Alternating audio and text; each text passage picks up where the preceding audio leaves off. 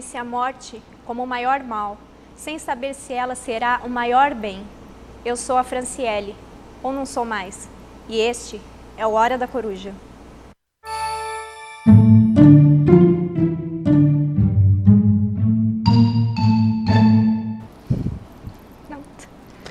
Boa noite, pessoal, bem-vindos à Hora da Coruja. Não estava no canal errado, vocês se assustaram com essa performance aqui da minha cabeça. Gostou, Paulo? Performance da sua cabeça? É.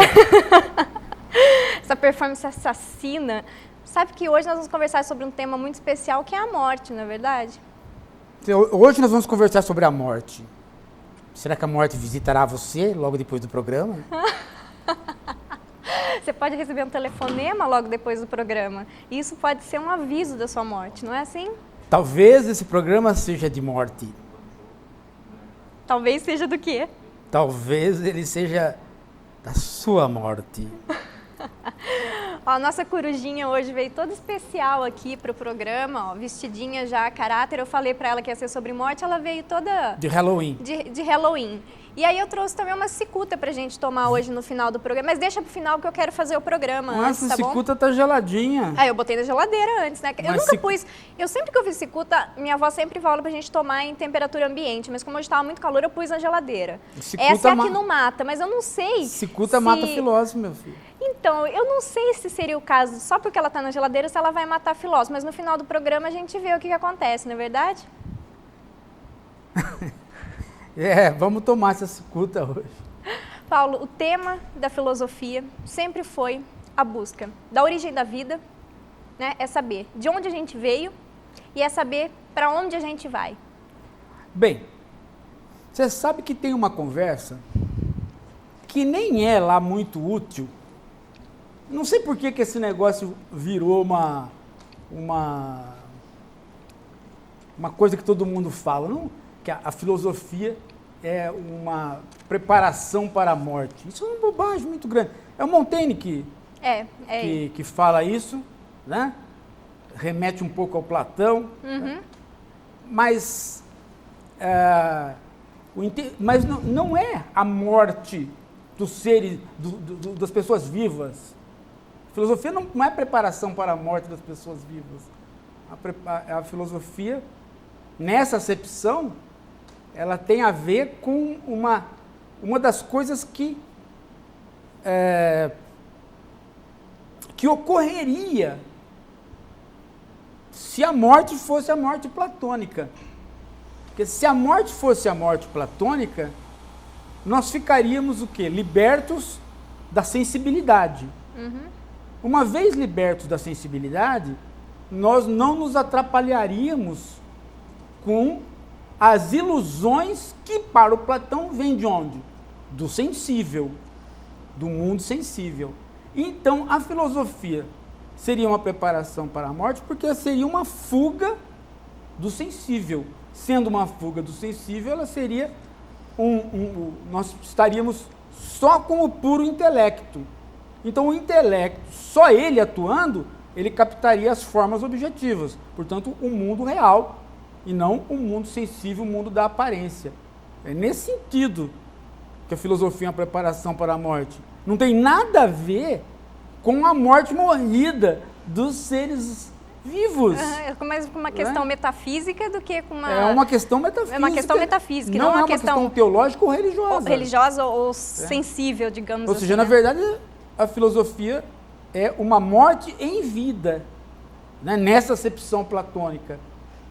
Costumam dizer que o amor é a inspiração dos escritores, dos poetas, dos escritores de literatura, mas que a morte é o que inspira a filosofia. Você acha que tem sentido nisso? Nesse aspecto platônico, sim, porque você se livra do sensível. Mas não é a morte, que você vai morrer, desaparecer do mundo. Não é isso. É simplesmente o fato de que eu posso me abster do mundo sensível. Me abstendo do mundo sensível, olhando o mundo só pelos olhos do intelecto, então eu posso captar o quê? Aquilo que nós vamos chamar mais tarde, fora o Platão, mais tarde, do conceito. Aí né? É uma morte em vida. Tem que tomar muito cuidado com isso, porque senão as pessoas pensam que a filosofia é uma regra coisa, de bem morrer, alguma coisa nesse uma forma sentido. de bem morrer, ou então uma digamos assim, uma fuga da vida, né? Talvez o que exemplifique bem, que querer dizer que não é isso o intuito da filosofia, é a frase do Epicuro, na verdade o que o Epicuro fala sobre a morte, que, na verdade, quando a morte nunca te pega. Por que ela nunca te pega? Porque quando ela chega, não tem mais você. Você não está mais lá, não existe mais nada. Ela chegou, te pegou, você morreu, acabou. Então, até assim, não tem por que temer a morte, não tem por que a gente falar tanto sobre a morte, passar uma vida desesperada em como vai ser meu momento de morte e tudo mais. Porque quando ela chegar, não existe mais porque se ela atinge o sensível, né? Quando ela chegar, ela vai eliminar exatamente a capacidade de você perceber qualquer coisa, de você sentir qualquer coisa. Então, justamente ela vai se anular quando ela chegar. Ela se perde quando ela chega, né? No caso do Epicuro. Agora, lá, esses dias eu tive lá na Ampof, na reunião da Ampof, e um colega lá de Uberlândia, ele estava dizendo que nós estávamos discutindo sobre a diferença entre o pragmatista, o filósofo pragmatista, e o filósofo trágico. E esse meu colega estava insistindo que, porque no caso do trágico, a vida é trágica mesmo para quem tem todo o sucesso do mundo. Por quê? Porque no limite, no final da vida, o sucesso não vai acontecer, dado que vem a morte. Mas para o pragmatista isso não importa, eu estava dizendo para ele. Por quê? Né? Porque para o pragmatista, a contingência do mundo é igual à contingência do trágico. As coisas vão acontecendo por acaso, com uma única diferença. A morte não pode ser levada a sério para o pragmatista como ela é para o trágico. Por quê? Porque para o pragmatista só deve ser levado a sério aquilo que é pragma ou praxis, aquilo que muda na prática. Como a morte não muda nada na prática, dado que a morte é o encerramento de toda a prática, portanto ela não muda nada na sua prática, não tem prática da morte, né? Porque, exatamente por conta do Epicuro, um pouco parecido com o Epicuro, não é a mesma coisa, mas qual seria a praxis, ou seja, a atividade da morte, se ela é o encerramento de toda atividade? Isso por um lado. Qual seria o pragma da prática, ou seja, o feito, a façanha, né, se a morte é o encerramento de todas as façanhas? Então, não tem nem pragma, não tem nem praxis, então não tem prática. E se o pragmatismo é a filosofia que deve levar em consideração a prática, a morte é exatamente aquilo que a filosofia pragmatista não deve levar em consideração. Então, por isso, ao contrário do trágico, né, que vê na morte um fracasso, o pragmatista vê na morte simplesmente um nada. Então, essa é a grande diferença. Eu estava discutindo com ele, né? Discutindo com várias outras pessoas lá. O pragmatista não precisa ter este problema que o Pondé tem com a morte, né, tomá-la como fracasso. Por ser trágico. E existe outro problema da morte na filosofia que eu acho interessante, que não tem por que você se preocupar com a morte, porque quem diz que você vai morrer? Também tem esse problema, essa é uma outra Quer dizer, discussão. A gente imputa, assim como o sol nasce todo dia, a gente imputa que o sol nascerá amanhã e depois de amanhã, depois de amanhã. Assim como a gente aparentemente conhece todas as pessoas ao longo da história morreram, o que a gente já não sabe se é verdade ou não, né? É verdade. Porque a gente não conheceu todas as pessoas no mundo, a gente não vai conhecer todas as pessoas que ainda virão, como que a gente pode saber se não vai existir uma pessoa imortal? Exatamente. Né? Então também, para que me preocupar com a morte? E se ela não vier? E a morte também não é inexorável. Isso me lembra um pouco o Manuel... Mesmo que a gente considerá-la como sendo inexorável até hoje, isso não significa que ela vai ser inexorável amanhã. Exatamente. Né? Nós podemos muito bem, né, amanhã, descobrirmos elementos que podem fazer com que a gente vá trocando o nosso aparelho, né, de vida infinitamente. Isso daí, do ponto de vista teórico, é possível.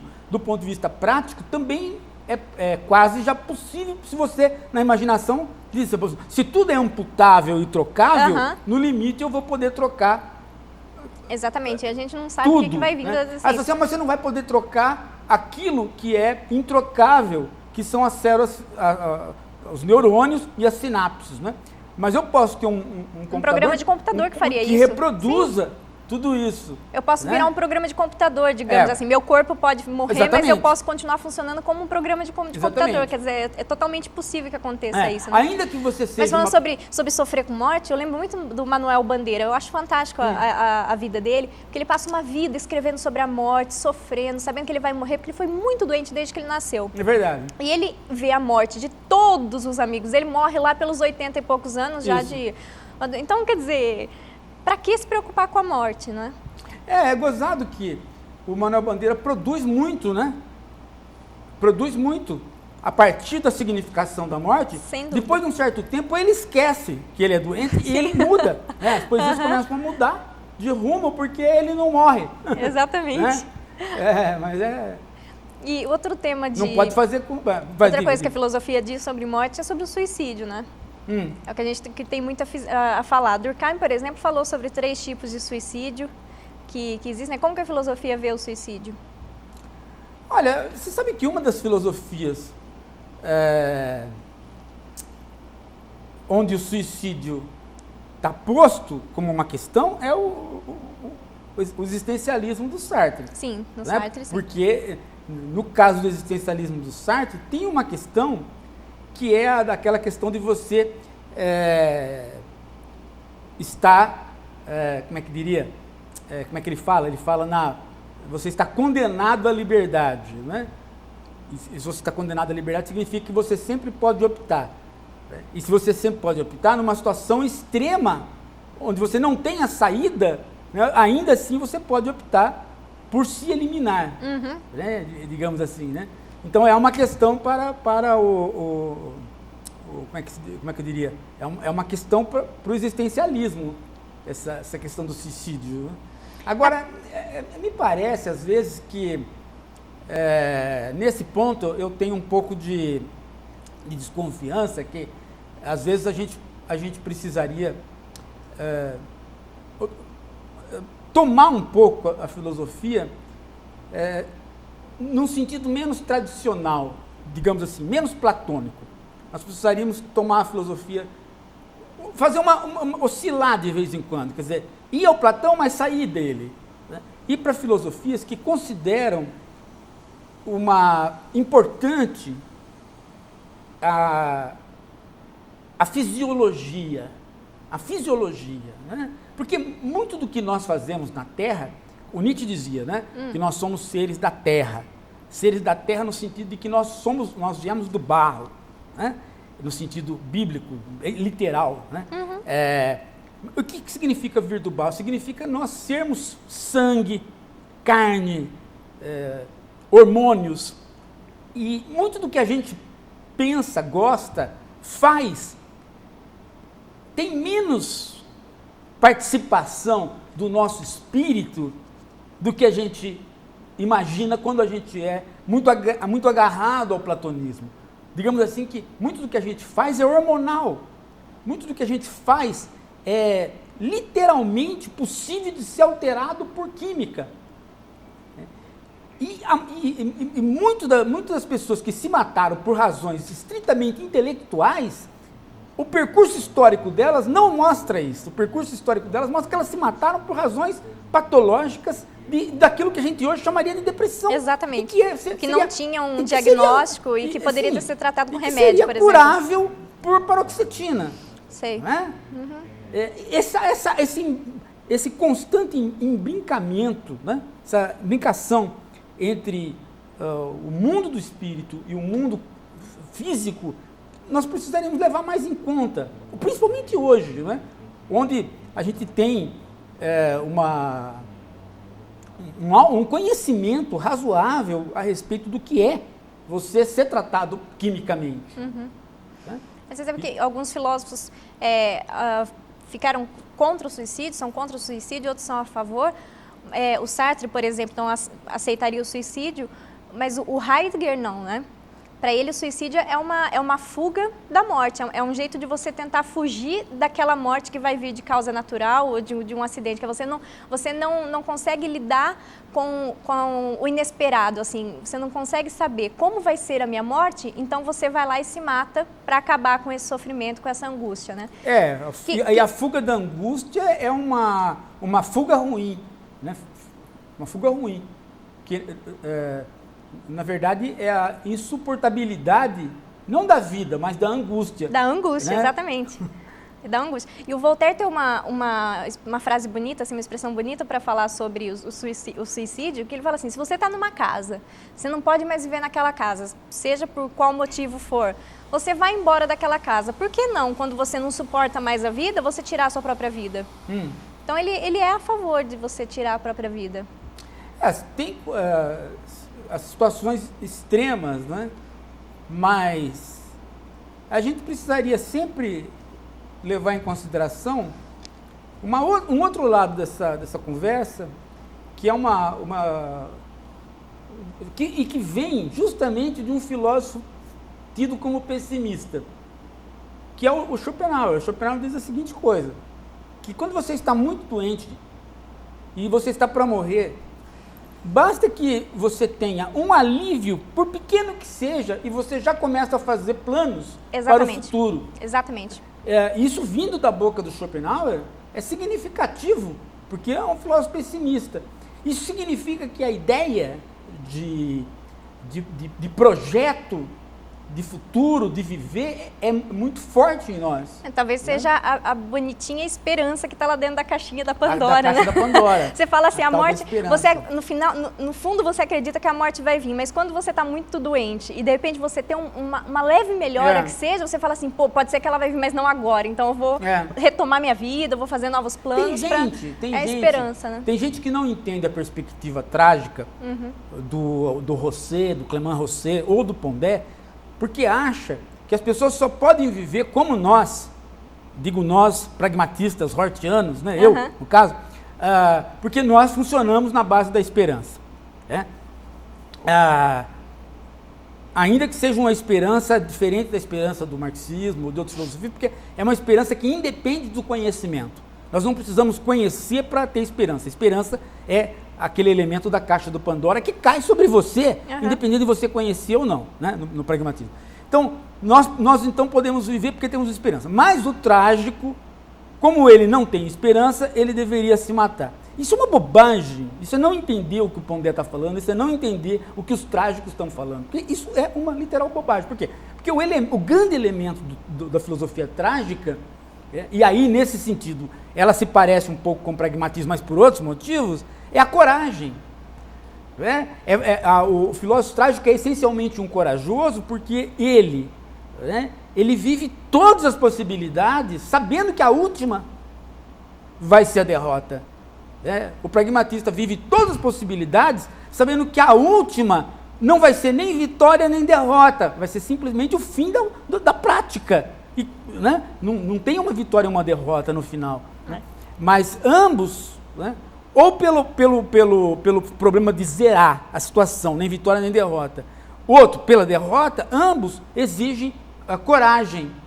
Então, nesse sentido, elas são diferentes de filosofias oriundas digamos assim, do platonismo canônico. Eu não digo do Platão, porque o Platão tem várias fases, mas o platonismo canônico, ou o cristianismo canônico, que é muito mais esperançoso ainda, que o platonismo. No qual a morte até é uma coisa boa. Porque aí no cristianismo você inverte. Quando os filósofos cristãos, ao invés de considerarem a morte uma situação que precisa da vida, Por quê? Porque no mundo antigo a morte precisa da vida. Por quê? Porque você só vai sobreviver à morte se você conseguir ter glória aqui. O que significa? Que você não vai sobreviver à sua morte individualmente. Você vai sobreviver à sua morte no âmbito da prosperidade da comunidade. Quer dizer, você vai ser lembrado. E é por isso que tem a honra, a honra, a glória. Para você ser lembrado. A questão da eudaimonia, da felicidade, ou seja, da prosperidade, para você ser lembrado. É assim que você vai sobreviver. Agora, o cristianismo rompe com isso.